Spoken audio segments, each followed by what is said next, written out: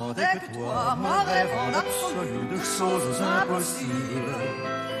Moi venant de la rue qui espérait mon roi, ce héros invincible.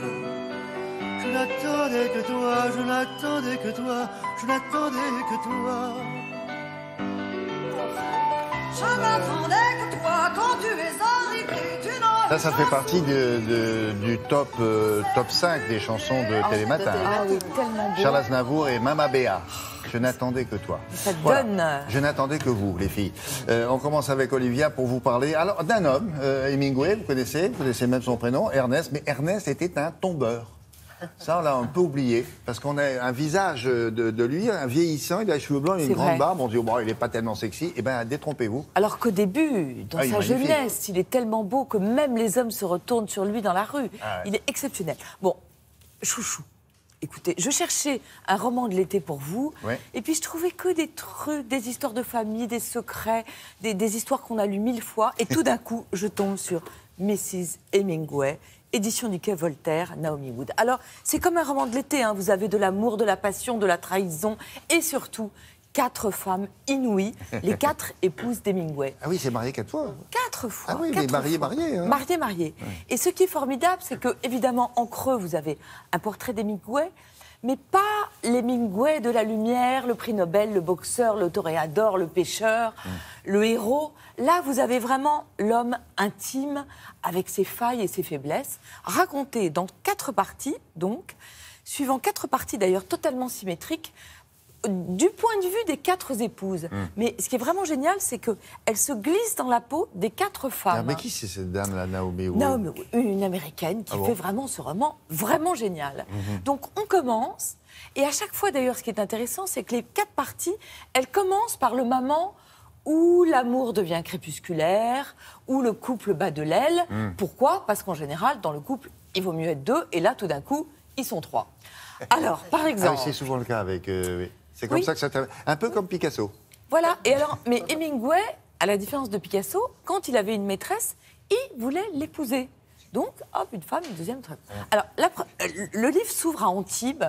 Antibes 1926, c'est là où il y a les plus belles fêtes, avec les Fitzgerald, avec les Murphy.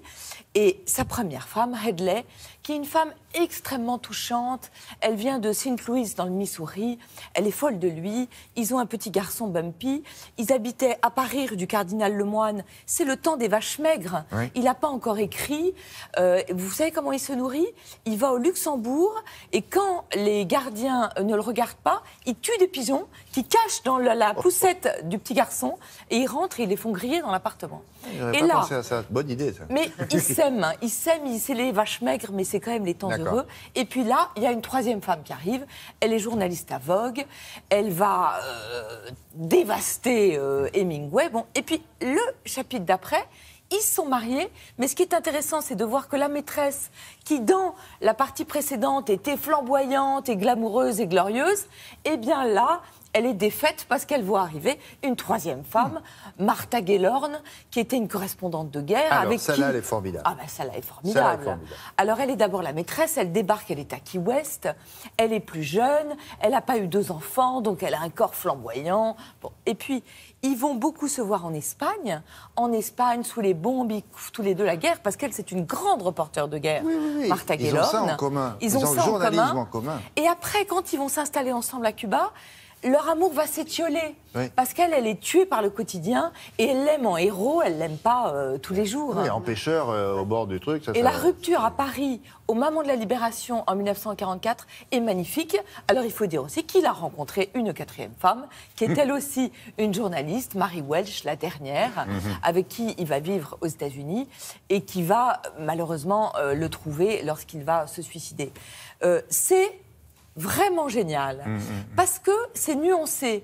C'est-à-dire que Hemingway, à la fin, c'est ni un séducteur extraordinaire, ni un goujat. Je trouve qu'elle a vraiment la juste mesure des choses. Et les 4 femmes, elles sont formidables. Il y a des mamans, mais bouleversants.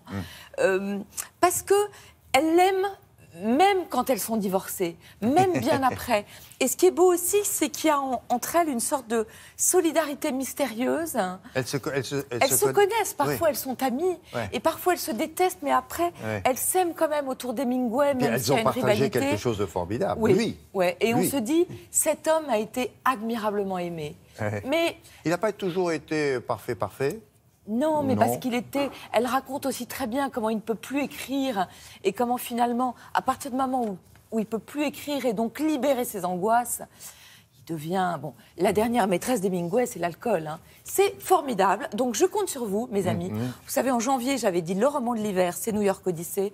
Le roman de l'été, c'est ça. Mrs. Hemingway. Vous courez l'acheter parce que c'est vraiment formidable. Roman, mais pas seulement roman, puisque tout ça est vrai. Oui. Ah, Et, bonne et partie. je vous parlerai la semaine prochaine. Je vais refaire une rubrique Hemingway parce qu'il y a plein de parutions Hemingway et notamment une nouvelle traduction du Vieil homme et la main. Ah. Génial. C'était Jean Dutour qui l'avait traduit. Ouais. Hyper mal. Eh oui, on peut le dire maintenant. Donc la semaine prochaine, suite D'accord. de la rubrique Hemingway avec 2 autres livres. Merci beaucoup.